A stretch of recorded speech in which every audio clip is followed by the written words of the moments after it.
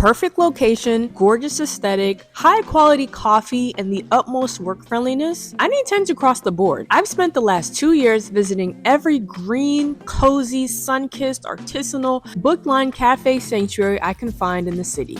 The ones I love most, no one's talking about. So I took it upon myself to rate my top 5 hotspots based on these crucial factors. Stick around to see which cafe secured perfect 10s with this stunning rooftop view.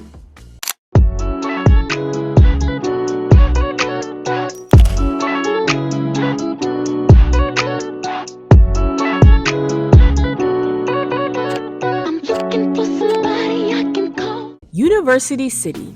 If you're anywhere between 18 and 25, have no car or a very loose definition of one, and owned a loved-on pair of Doc Martens, you'd likely call this place home. Less likely, though, are the odds you've stopped in at the Elixir.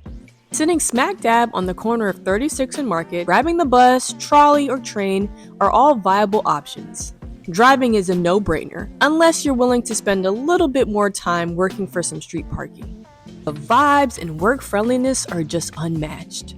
Somehow they found the perfect blend of chic, cozy, and bright. If you're anything like me, you appreciate a good street view from inside the cafe. Elixir doesn't disappoint. There's no shortage of natural light. I love all the plants, intricate structures, and I always feel super productive among the working professionals who frequent there. As you can tell, it's very quiet, there's no obnoxious, distracting music, and there's tons of desk space to lay out your books and laptop and get to work. And I think they did a really good job with their decor. They have couches, but if you want to be more focused, then you can hop at a desk and get work done there. I can't complain. I think this is one of the most spacious cafes to work from in the city. The lattes are normally good, but they went a tad overboard with the milk, so I had to give it a 9 out of 10. Total score, 39 out of 40.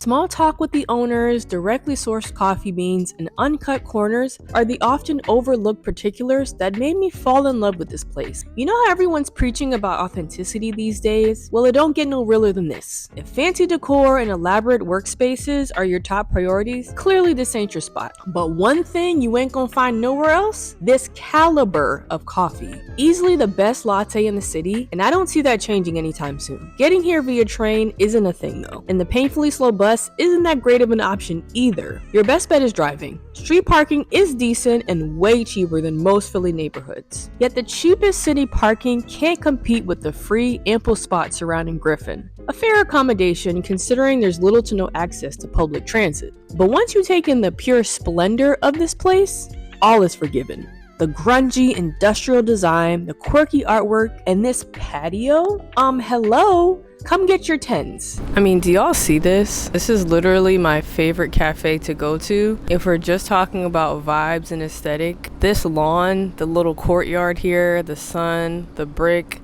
it just feels like a little vibe. I always come here, I feel relaxed. I'm very productive when I come here. I have no problem getting work done. There is a train that passes by, not too frequently. Sometimes you'll hear it when it goes. I actually am not super crazy about their coffee. It can be a little bit strong. The beans that they use or the espresso, I don't know if they use a dark roast, but my latte is always too strong and bitter for my liking. 29 out of 40.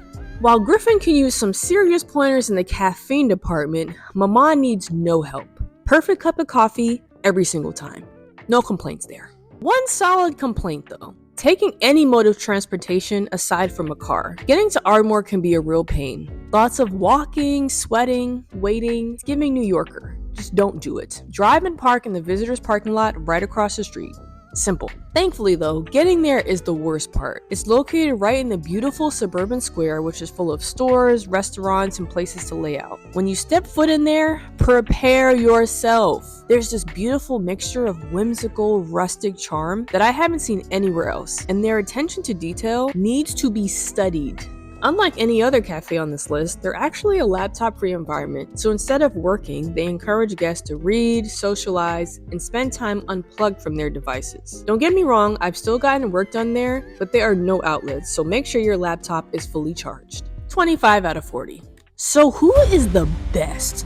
I'm talking ample parking, public transit accessible, gorgeous views, peaceful workspaces, and a breathtaking rooftop? If you blink, you'll miss it. Called El Cafe.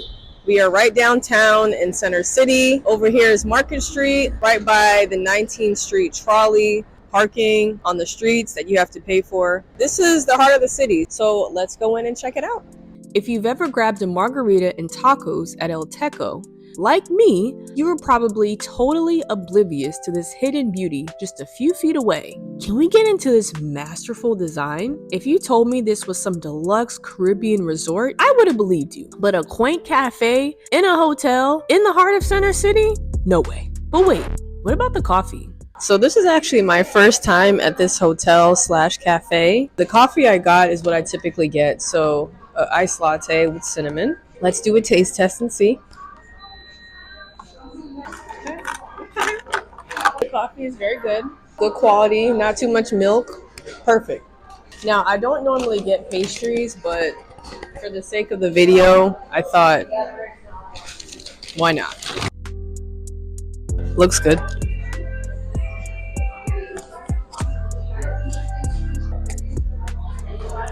Tastes like pound cake. It's moist, but it's nothing crazy. But the coffee is very good. I just couldn't imagine a more peaceful place to work from. I had ample workspace, no distracting music, and could shut my laptop and enjoy a rooftop happy hour? What more could you ask for? You ready, friend? I'll see you there.